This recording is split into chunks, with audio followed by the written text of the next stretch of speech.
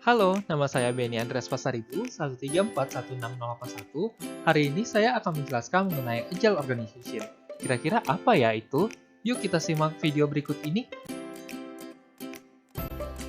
Era industri 4.0 memberikan pengaruh yang sangat masif bagi hampir seluruh industri saat ini.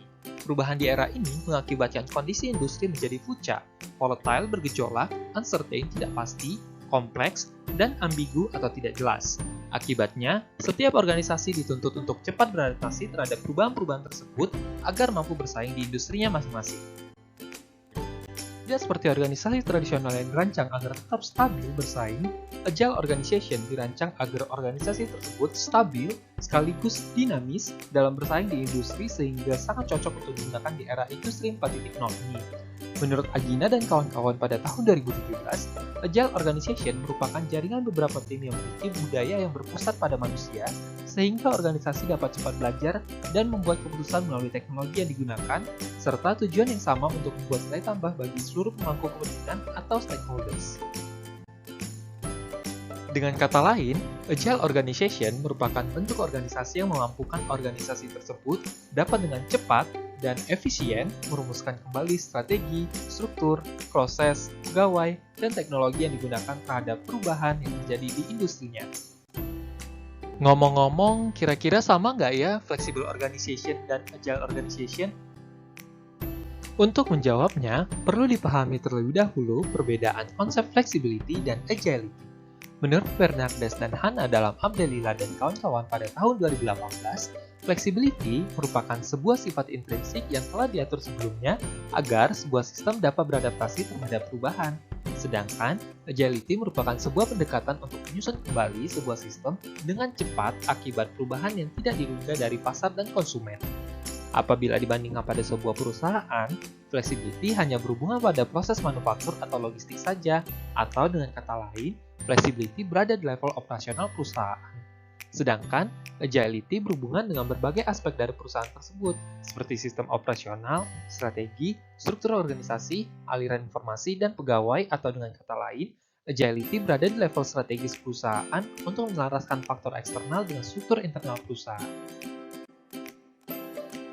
Dengan demikian, dapat disimpulkan bahwa flexible organization merupakan organisasi yang mampu mengubah proses operasionalnya agar sesuai dengan perubahan yang terjadi. Contohnya, perusahaan air mineral botol telah membuat strategi untuk memproduksi lebih banyak saat musim kemarau, yaitu pada bulan Maret hingga Agustus. Akan tetapi, karena tiba-tiba ada perubahan iklim yang membuat musim kemarau berubah menjadi Maret hingga November, perusahaan pun langsung menambah kapasitas produksi dan gudangnya. Sedangkan Agile Organization merupakan organisasi yang mampu dengan cepat mengubah seluruh bagian organisasinya agar sesuai dengan perubahan yang terjadi. Contohnya, terkait dengan adanya wabah COVID-19, perusahaan air minum botol mengganti strategi bisnisnya dengan memproduksi lebih sedikit, tetapi di saat yang bersamaan juga mulai memproduksi hand sanitizer. Hal tersebut berpengaruh juga terhadap perubahan pegawai dan struktur organisasi karena adanya produk baru. Dari kedua contoh yang telah dijelaskan sebelumnya, terlihat bahwa Agile Organization sudah pasti fleksibel, sedangkan Flexible Organization belum tentu Agile. Hal ini sesuai dengan penelitian yang telah dilakukan oleh Abdelila dan kawan-kawan pada tahun 2018 yang dapat dilihat pada gambar berikut. Dalam sebuah Agile Organization, biasanya terdapat istilah Scrum, Tribe, Squad, Chapter, dan Guild. Scrum merupakan sebuah framework proses yang digunakan oleh sebuah tim untuk mengelola pekerjaan dalam mengembangkan sebuah produk, khususnya produk digital. Framework ini mendefinisikan peran setiap orang, aktivitas yang dilakukan, artefak yang dikelola, dan aturan yang perlu dipatuhi. Berikut ini adalah gambar yang menunjukkan squad, tribe, chapter, dan guild. Squad merupakan sebuah tim yang terdiri atas beberapa orang yang memiliki keahlian berbeda. Contohnya, dalam satu squad terdiri atas satu orang marketing, satu orang business development, dan satu orang engineering. Tribe adalah kumpulan dari beberapa squad. Chapter adalah kumpulan beberapa orang yang memiliki keahlian yang sama dari berbagai squad. Contohnya adalah kumpulan orang-orang yang bekerja di bagian marketing di setiap squad.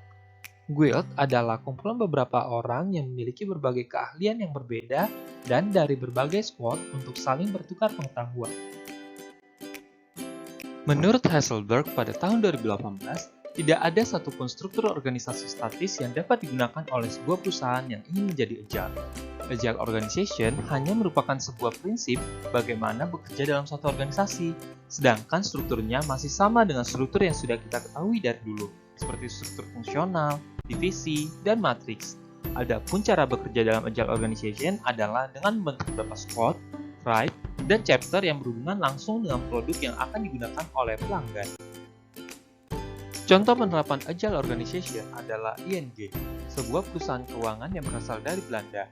Pada tahun 2015, ING telah membentuk 13 tribe dan 350 squad yang masing-masingnya terdiri atas 9 orang yang terdiri atas marketing specialist, product dan commercial specialist, user experience designers, data analyst, dan IT engineers. Berikut ini adalah bentuk dari prinsip Agile Organization yang digunakan oleh ING. Pemimpin suatu squad disebut sebagai product owner, pemimpin suatu tribe disebut sebagai tribe lead, dan pemimpin suatu chapter disebut sebagai chapter lead. Adapun Agile Coach adalah seorang yang bertanggung jawab untuk melatih setiap individu dan squad agar menjadi sebuah tim yang mampu bekerja dengan baik. Untuk fungsi-fungsi pendukung seperti HR, Finance, Call Center, IT Infrastructure, dan risk, ING memang tidak membaginya ke dalam sebuah squad. Walaupun demikian, mereka tetap mengadopsi prinsip agility dengan cara yang berbeda. Misalnya, sales melakukan daily team stand-up yang merupakan meeting seluruh anggota sales yang dilakukan setiap hari selama 10 hingga 15 menit untuk mengetahui perkembangan kinerja yang telah dilakukan.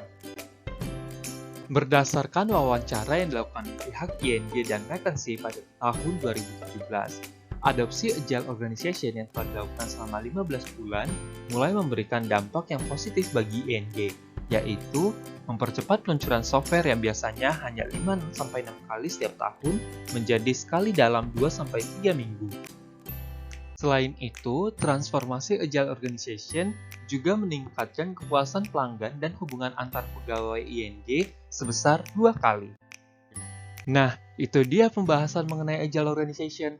Jadi, sudah tahu kan seberapa besar manfaat Agile Organization ini? Semoga bermanfaat ya.